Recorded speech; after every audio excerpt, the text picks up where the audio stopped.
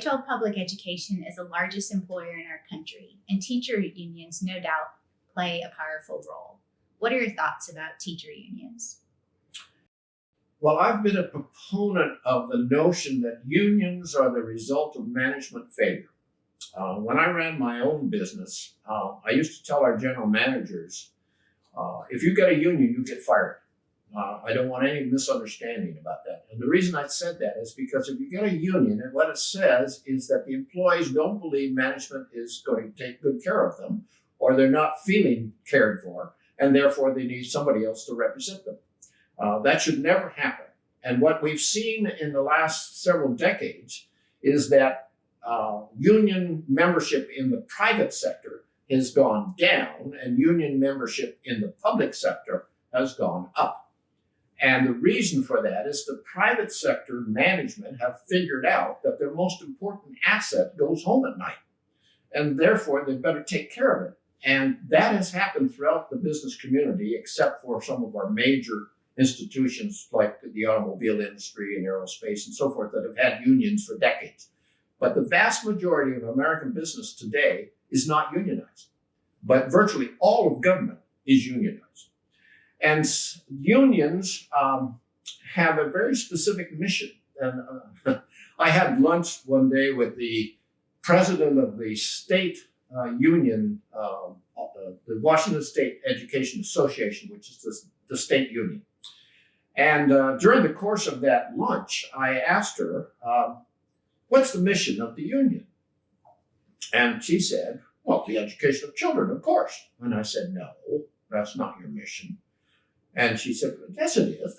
That's why we're here. And I said, no, that's not why you're here. I said, first of all, that's not a mission, that's a goal. But secondly, that's not your mission. And so we talked and argued. And over the course of the lunch, she came to understand that the mission of a union, and she finally agreed, the mission of a union is to take care of its members, maximize member compensation, improve member working conditions, and retain member employment. Those are the three things they are worried about and work on, and they are uniformly good at it. I mean, they are spectacularly good at that. But the thing about those three missions is that there's nothing in there about children. And I told her, I said, if you focus on children rather than on members, you have a better chance of achieving your goals. But she didn't buy that, and most unions don't.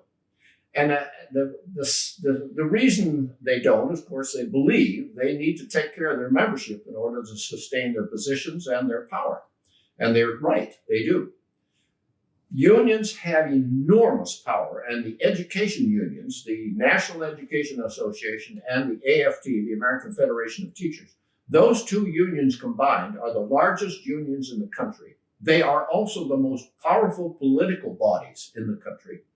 And they do more to elect specific types of people, not just at Senate and House races, but school board races, governor races, state legislative races.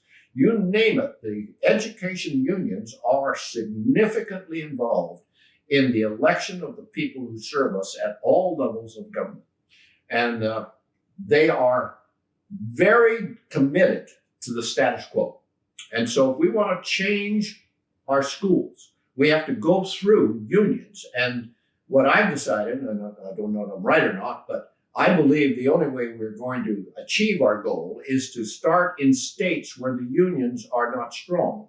And that means we have to start in states that are right to work states. And then we must find governors who want to improve their schools. We must find legislators who want to improve their schools. And we must find secretaries of education in a state that also is interested in improving schools and not interested in the status quo.